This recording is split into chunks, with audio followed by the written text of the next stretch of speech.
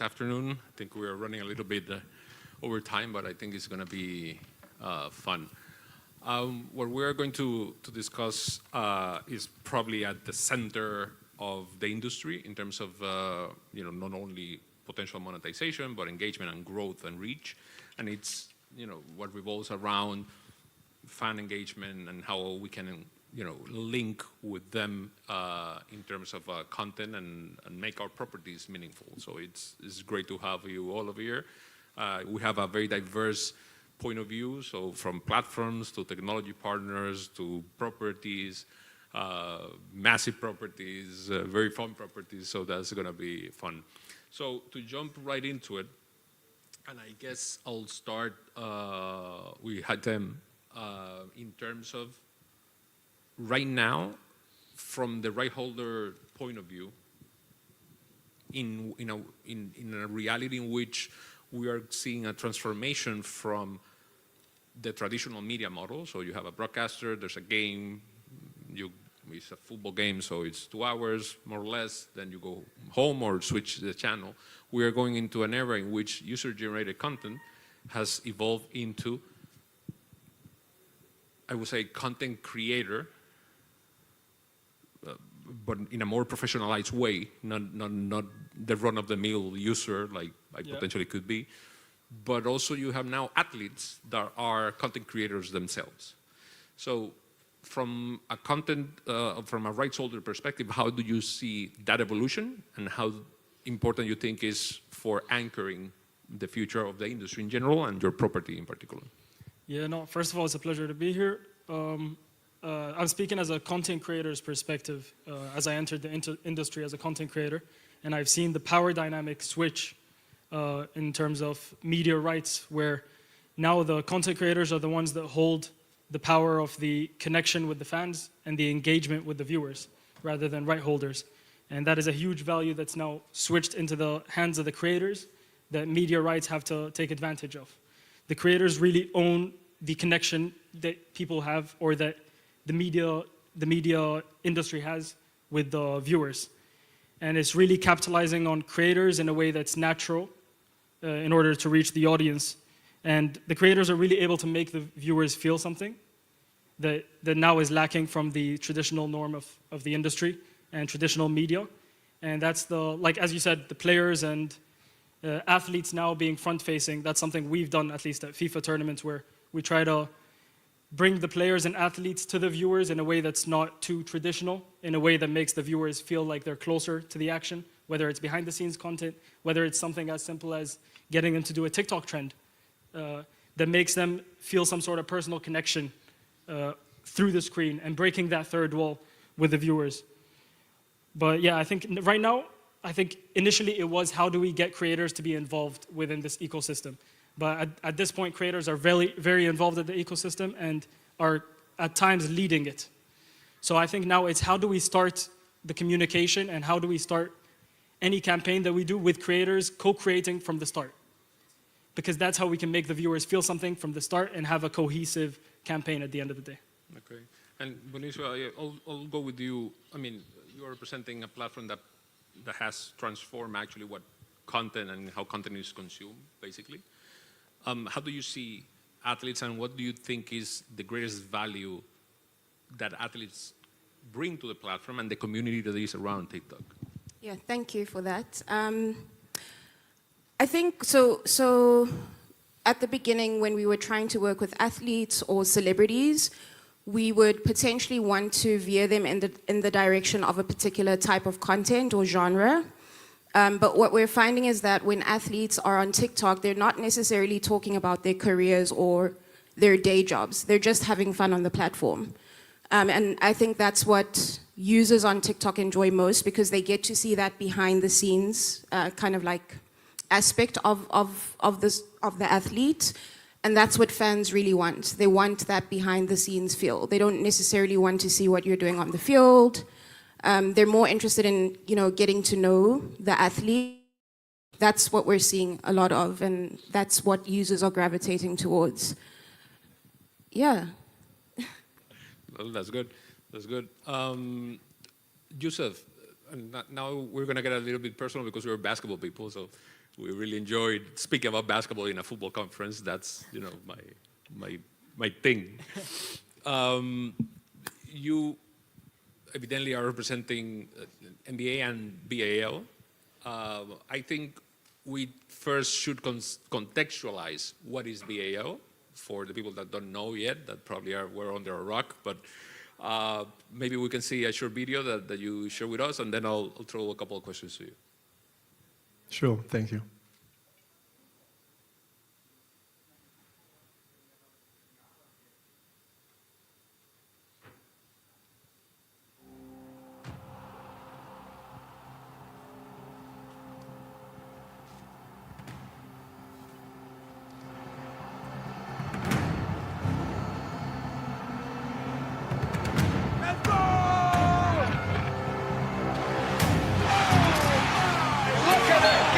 Flood back to you.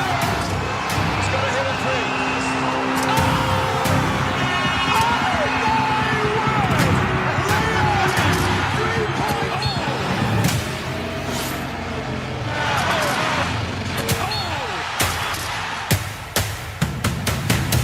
It's not just about basketball and what happens on the court. Eke comes in from the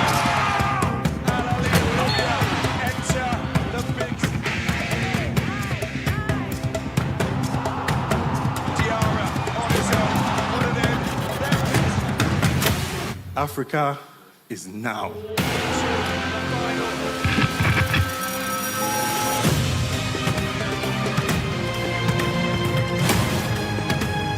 Fantastic as the rebound and yes, score. That is down. Clippers who will take the third place on the podium.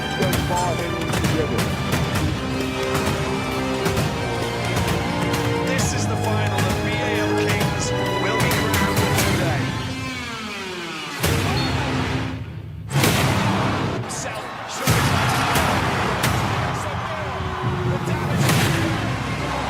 The 2024 Basketball Africa League champions are Petro Atletico de Luanda.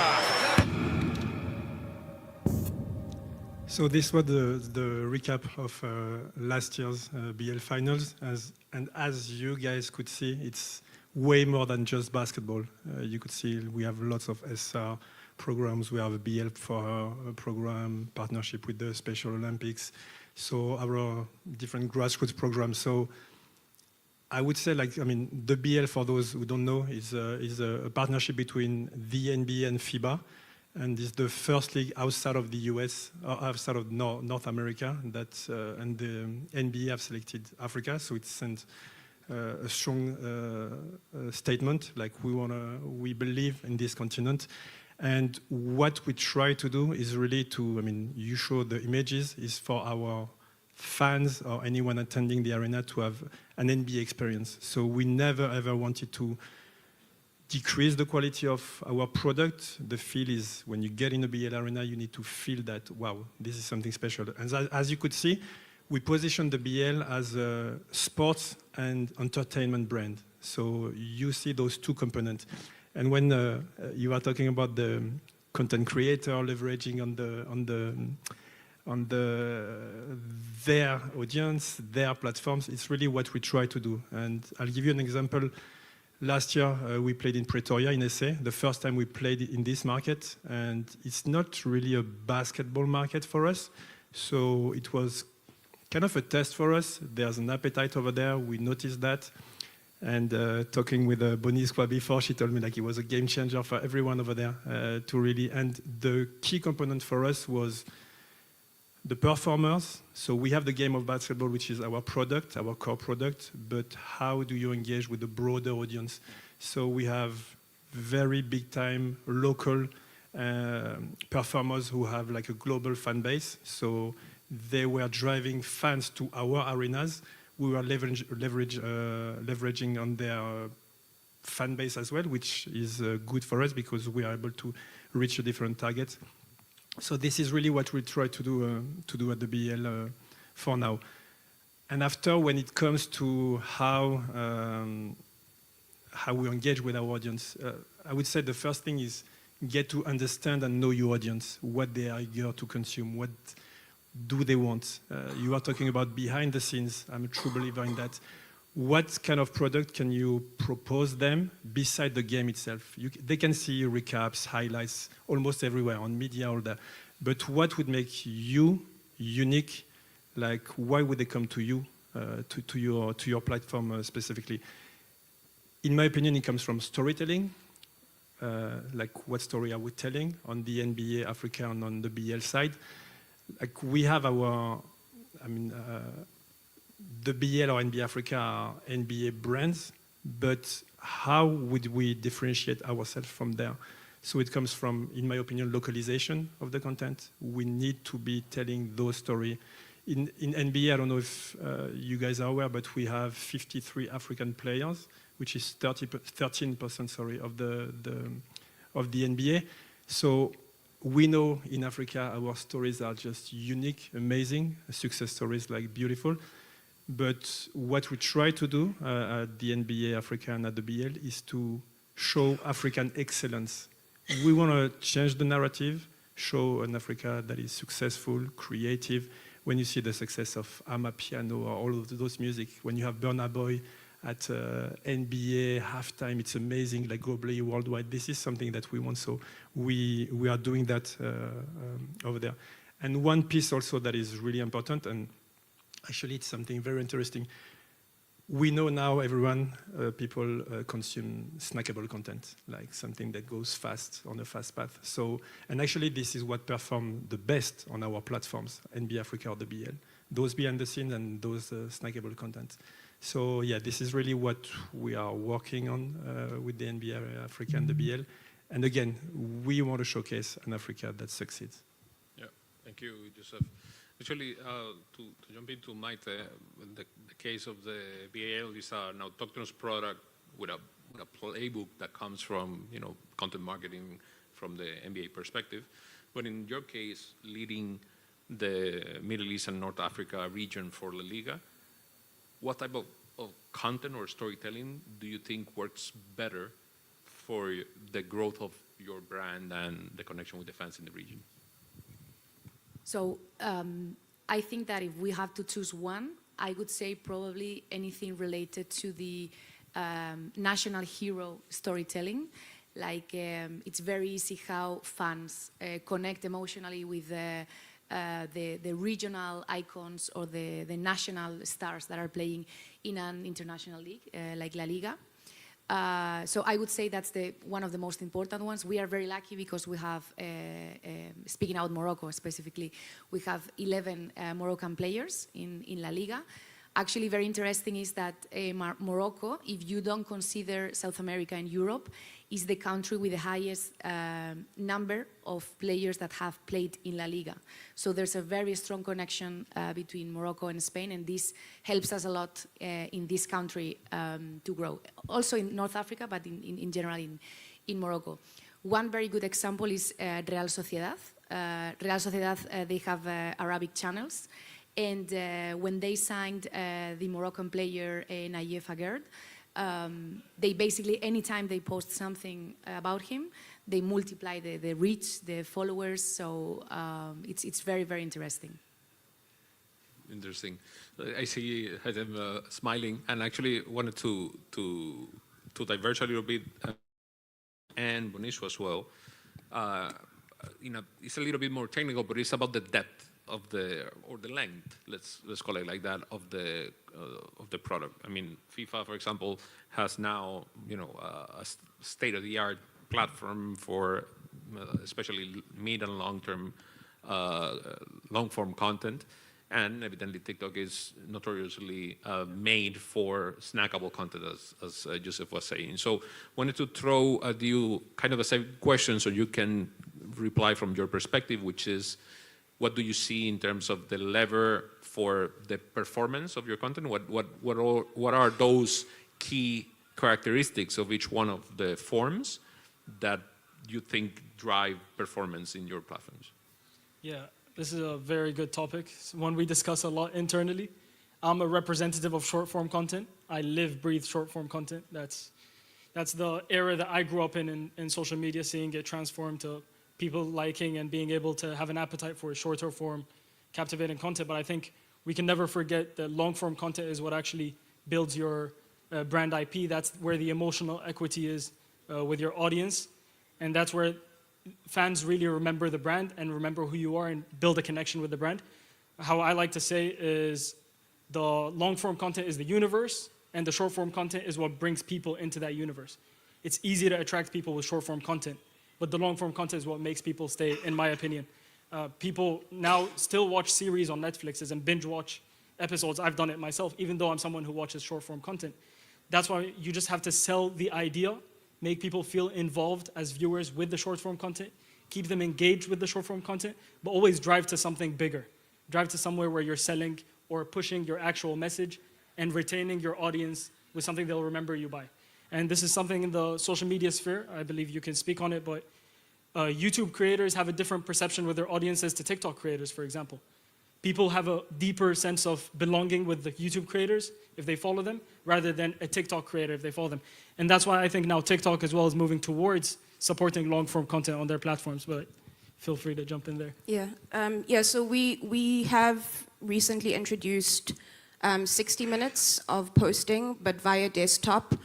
Before that, we started with 1 minute, 3 minutes, and then 10 minutes, because we're recognizing the need to provide content of higher value.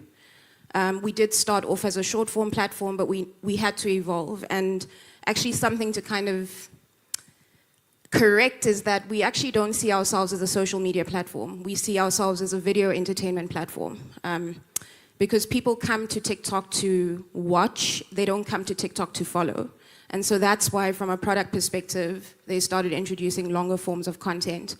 I think in terms of performance, we're still seeing the tendency for people to watch shorter pieces of content for a longer period of time. But I think that's got to do with education. I think it's got to do with people understanding or knowing that there are those longer form formats. And that's the work that we do with creators. That's the work that we do with the partners that we work with. So, for example, we launched a program or IP called Supersport Unplugged, which Supersport pitched to us. And basically what they wanted to do was create a 5 to 8 episode series of interviews with legends. The first episode was with Benny McCarthy, and then the second episode was with Lucas Radebe. So the strategy there was to basically have the long form piece of content, but then cut it up in like snackable pieces of content. So through partnerships like that, we're introducing or educating users that there are longer formats on the platform. So that's video, but then the other long form type of content is live, and that's where we see success. And I think the main thing there is the interaction and the ability for the watcher or the viewer to interact. So I think that's probably what we would need to be looking at is how does the long form piece of content in video format still hook the user or the viewer throughout? Interesting. I was just remembering 10 years ago I was heading digital and content marketing at a yearly. That seems ages ago in terms of everything. I feel old. I just dated myself as well. But and strategically, the discussion was always about retention or repetition, and the design of content and the pace in which we output content, responded to that. I do see live being a mix of both, because actually, sports is the only form of entertainment that, if you have to consume it live, it's like now or never. The rest is not important, right? So, and jumping to you, Jorge, and more from a technological point of view, in terms of technologies that you see that are the best cases right now in the market to actually be able to develop content, distribute content, create engagement and retention and repetition, what do you reckon from your perspective? Okay, having experience from a sports tech provider like Sportian, and obviously coming from a really strong background from a right owner like LaLiga. The project was born there, and even though we now have LaLiga as one of our main clients, and Globan is there kind of providing all that technological muscle and so on, I would definitely say that content has shifted forever. the consumption of content, as my co-panelists were commenting, have changed forever, and that landscape is going to continuously change for a good number of years. And I think that those technologies that, you know, are more and more changing and shifting even more, like that kind of content production and content creation and so on, will be definitely around creating hyper personalized content for these fans that are connecting on a weekly, on a daily basis with all these different sport entities around the world. Getting that data and being able to sort of centralize all the different data points that these entities are getting from their different digital assets and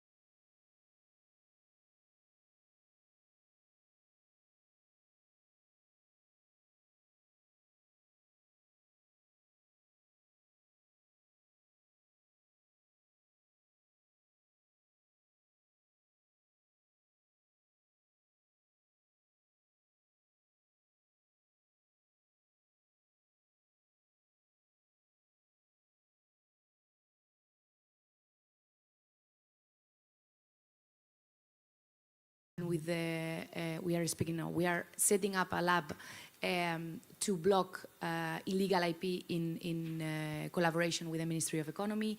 In Iraq, we are doing a lot of things as well, working with the Ministry of Information and Culture. At the end, we need to have a global strategy, but also you have to go country by country because this requires a huge effort. Not only because you need to invest a lot in technology to fight this problem, but also because it requires regulatory changes, a lot of lobby, a lot of creating awareness.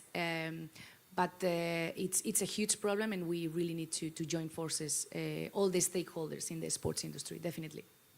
Jorge. If I may, I just wanted to add, obviously circling back to the technological part and technical investment, we need to think about that LaLiga has been doing this for over 10 years now, and it was kind of a pioneer movement in terms of technology, right? At the moment, Sportian is currently protecting about 9 billion euros in different digital assets, not just LaLigas, like the whole Football League of Spain. But obviously, we work with Wimbledon and Serie A in Italy and Belgian Pro League. And so, again, like adding to what Maite was just mentioning, I think it's really important to sort of set that worldwide landscape around those connections, around same infrastructure, same kind of initiatives. But the tech investment is a massive one. I mean, and you see it more and more, you know, people investing in those kind of detections, analysis, eventual eliminations of infringements at the IP level. And not just about URLs and so on. At the end of the day, we're talking about massive, like super big organizations with massive resources, right? I mean, it's impossible to take all piracy down, but it's about making their lives more difficult, right? Trying to get ahead on the whack-a-mole game kind of thing, right? And it's something that I know close by. I work with some companies also out of Spain that there's great technology development companies like RepScan and so on that allows you to find those illegal postings, even in terms of you know, unlawful content in general. Now we're saying we do it all in-house though. Yeah, definitely. And not to forget about the AI topic, and this is something that I wanted to discuss with Haytem. I mean, for me, AI is the latest transformational technology that has come by. I don't know, God bless deep research, for me is amazing. But you reckon that there's a challenge there to tackle, which is how do you balance the use of AI with legitimacy and truthfulness? Because as it can be very helpful, can also be very misleading. So from the content creator perspective, what's your personal take on that? And how do you think it could coexist and develop towards the future? Yeah, I mean, as a content creator and producer, AI plays a big part in our production processes with short-form content and even with repurposing long-form content, like you said earlier. There are so many AI tools that can be used as a catalyst to streamline the process of content production and make our whole process of content production a lot faster. Just a point that I wanted to mention earlier with the live streams, I think that's a huge opportunity right now and a huge gap in the market, which is clipping live streamed content and repurposing for different platforms. And the whole idea of the long form versus short form content discussion we had earlier is the idea is to make modular content. Like how can we turn a 45-minute piece of content into 15 TikToks, 4 Reels, and a meme that suddenly goes viral on X somehow. And that's kind of just maximizing the impact that a piece of content makes on the audience. But going back to the topic of AI, I mean, it impacts all parts of the content production aspect of things. I just, as a creator myself, this could be a biased perspective. I don't see it being used as a source of creativity or of content development. I think that loses its authenticity, and I think we can tell as viewers or as an audience, even though it's getting to a very thin line now where we can tell when something's initially made by a person's idea, and it's just how that person uses AI to deliver that final product. But if it's used in the right ways, and if it doesn't, the way I see it is I would use it as a production assistant rather than a creative director. I think as soon as that line blurs, we lose the artistic credibility or the creative credibility of any creator or brand. Can I add, just to jump on that? So we have exactly the same approach in trying to make the content creation process easier for partners and creators. So we've got a tool called TikTok Symphony, Symphony Assist. Basically allows agencies to basically make content a lot easier. So you can use GIFs, you can use avatars, you can translate content, you can use it for scripting as well. So definitely agree that it should be seen as an assistant versus it being the thing that kind of like generates the idea.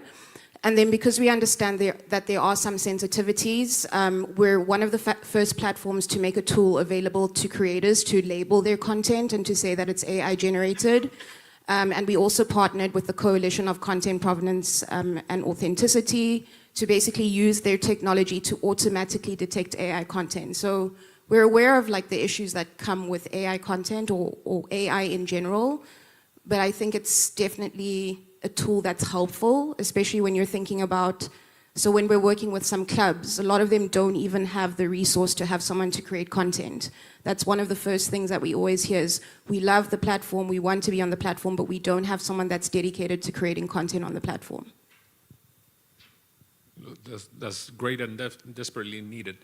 To face the last stretch of our panel in the last handful of minutes, I wanted to stop into the live content plus commerce side. Evidently, we know that there's a monetization opportunity around content, subscriptions, and basically fan engagement and retention, but technology has advanced and it's allowing now contextual e-commerce and things like that. I wanted to start with Jorge, if he can share, one or two case studies that he has seen in that space, and then we go on a full round and give perspective into that. Sure. So definitely something that comes to mind is the fact of start integrating those kind of immersive broadcast experiences, taking images from different camera angles, including the live broadcast polls and quizzes and potential QRs for man of the match voting, something that we've been doing at LaLiga for a good time now. And something that has made us get to a completely different level at the engagement level. When it comes down, for example, to Belgian Pro League, one of our clients, we started with them on a data foundation journey. So started to unify all the different data points from the data assets. And then from there, we built their web and app solution, something that eventually shifted into including more, fun engagement pieces and features, which is the fan voting system, for example. We've seen, if I remember correctly, we've seen a 300% increase in terms of in-app usage during the live events, and then we've seen a 50% increase year-on-year basis when it comes down to interaction from the users with these kind of features, and then. Talking about obviously LaLiga and being able to unify all those different detail assets as the main case study and taking care about 200 million fans worldwide from LaLiga. We've seen also an 80% increase in terms of Spain numbers on renewal levels on ticketing based on also these kind of initiatives. And last but not least, I would just mention Major League Rugby in the US. The OTT service was built by us. Web and app has been built by us. Marketing services are being provided by us. And again, all these kind of initiatives, polls, quizzes, those kind of interactions at the live level have taken the actual entity to getting some good numbers on year-on-year basis, growth in terms of numbers, attending to the match, growth in terms of numbers, watching the actual matches and interacting with the content on social. So yeah, those would be my 2 cents on that.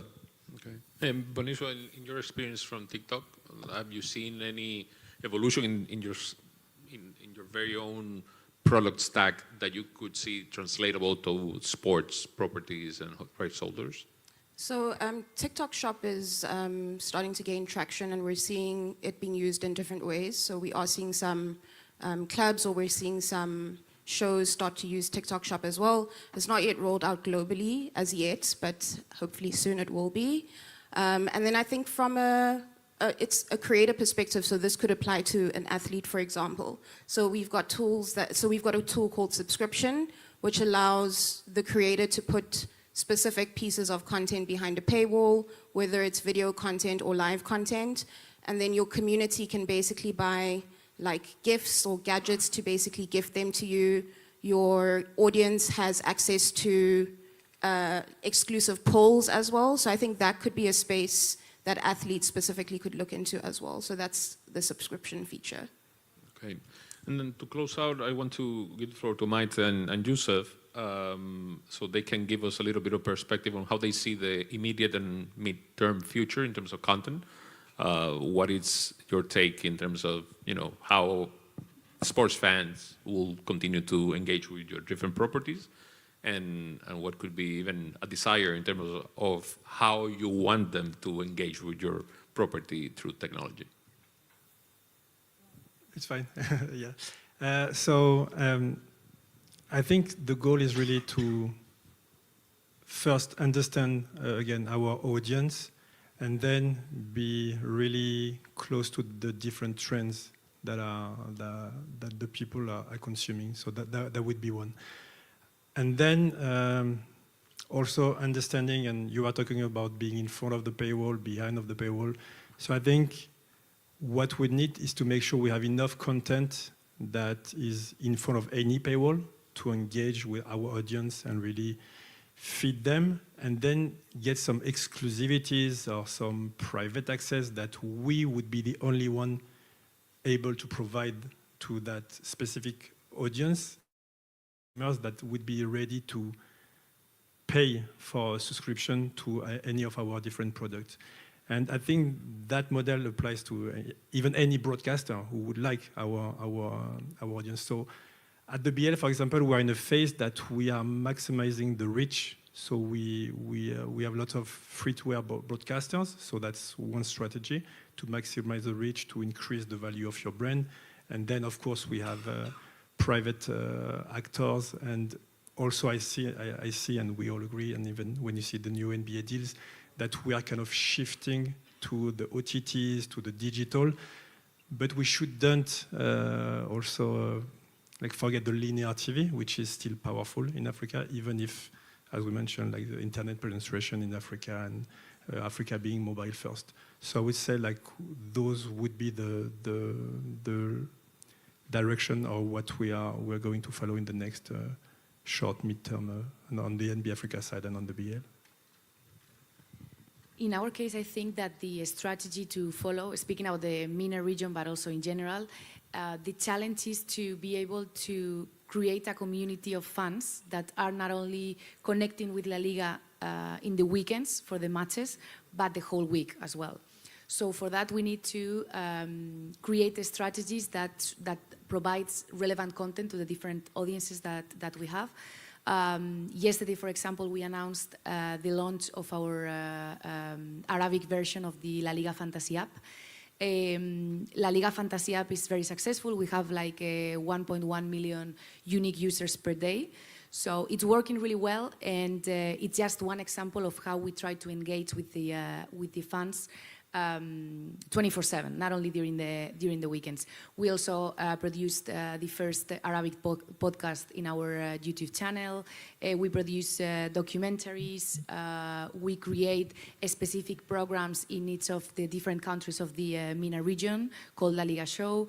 So it's again about, we are speaking about an audience which is very hungry for content and for new developments, for new features. So I think that's the challenge that we have.